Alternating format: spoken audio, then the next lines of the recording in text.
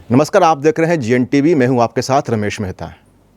आज हम चर्चा करेंगे बेसिक शिक्षा के बारे में और हमारे साथ बेसिक शिक्षा के लिए एक पेरेंट्स मौजूद हैं और नारायणा वर्ल्ड के प्रिंसिपल मौजूद हैं। हम उनसे बात करेंगे कि आखिर बच्चों को वो कौन सी चीज़ देनी चाहिए ताकि बच्चों का सर्वांगीण विकास हो सके। खासकर हम पेरेंट्स से ही बात करेंगे आखिर क्या सोचकर वो स्कूल का चयन करते हैं और स्कूल जाने से पहले क्या देखते हैं और तब बच्चों का अपना नामांकन कराते हैं। तो हमारे साथ एक पेरेंट्स मौजूद हैं। हम उनसे पहले बात करेंगे कि इन्होंने नारायणा वर्ल्ड को चुना, क्या कारण है कि नारायणा वर्ल्ड को चुनने का, क्या सोच रही और क्या इन्हें मिल रहा है। सबसे पहले तो आप अपना परिचय दीजिए।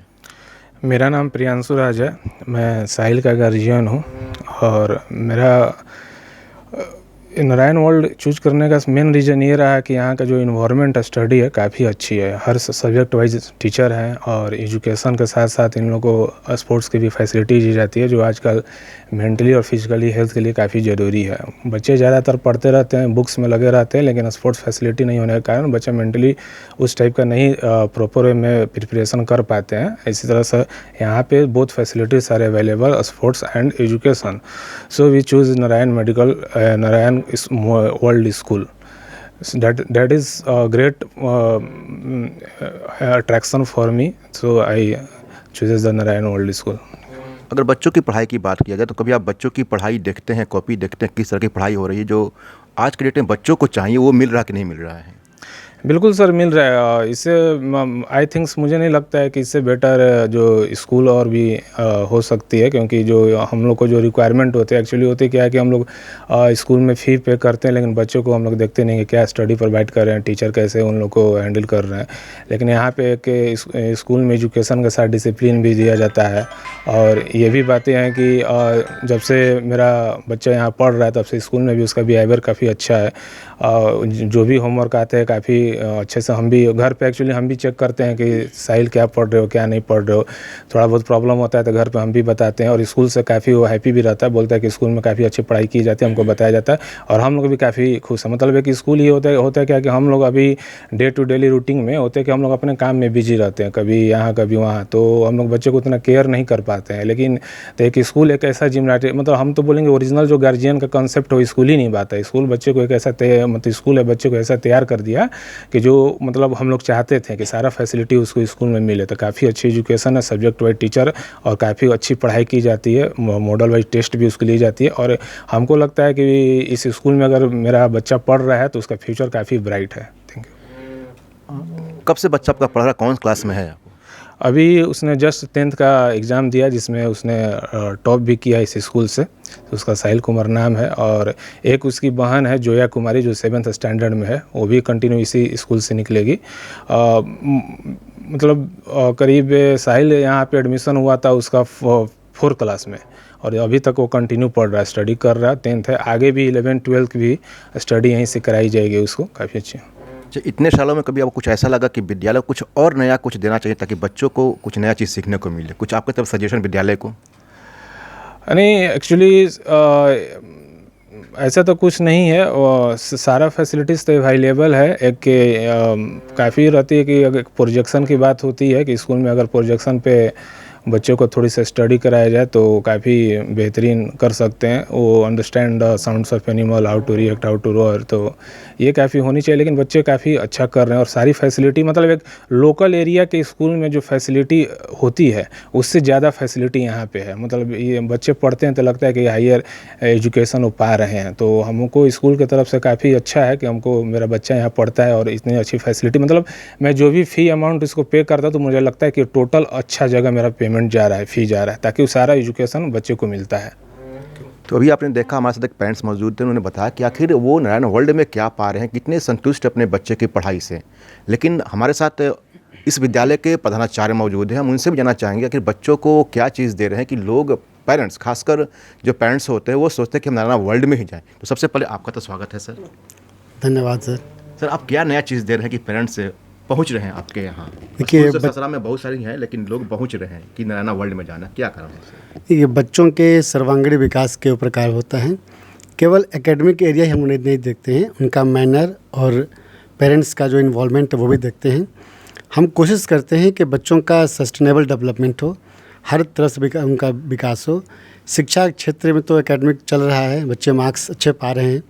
हम लोगों ने बच्चों का भी फेलिसिटेशन अवार्ड भी हम लोग दिया है क्या है। और बच्चों का जैसे शारीरिक विकास, मानसिक विकास, बौद्धिक विकास और जो समाज में जो बोलचाल की भाषा है उसके ऊपर भी हम बहुत काम करते हैं। हमने अपने विद्यालय में हर सब्जेक्ट की अलग अलग टीम रखी है, अलग अलग सब्जेक्ट के टीचर हमारे पास है। एक सब्जेक्ट के लगभग 2 टीचर ने रखा है। बच्चों का क्लास खाली नहीं जाता है। बच्चे हमारे पास हर तरह की शिक्षा प्राप्त करते हैं, चाहे वो शिक्षा का हुआ, एकेडमिक हुआ, खेल का हुआ, ऑडिटोरियम का हुआ और रोबोटिक्स का हुआ, कंप्यूटर में हुआ। मतलब आप कह सकते हैं कि हर फील्ड का हम लोग बच्चों के लिए पूरी व्यवस्था देते हैं। गार्जियन से भी मेरे पास ऐसे गार्जियन हैं जिनका बहुत सपोर्ट मिलता है, स्कूल पे उनका बहुत विश्वास होता है। इसके लिए मैं सभी का धन्यवाद करना चाहता हूँ। और पेरेंट्स से हम जो कुछ भी चाहते हैं वो मुझे मिलता है। जब उनको बुलाते हैं वो आते हैं और बच्चों के साथ बैठ के बातचीत करते हैं। कुछ तो ऐसे पेरेंट्स हैं जो महीने में 1 बार 2 बार बच्चों के लिए आ ही जाते हैं। और साथ ही बच्चों के साथ उनके घर का जो मैनर है उनसे भी हम लोग बातचीत करते हैं कि भाई बच्चों को कैसे बोलना है, कैसे करना है, क्या करना है, जो बड़े हैं छोटे कैसे उनका आदर भाव करना है। मतलब कह सकते हैं कि मोरल वैल्यू ना, मोरल उनका स्टेटस और एकेडमिक स्टेटस दोनों पे कंप्लीट फोकस रहता है हम लोग का।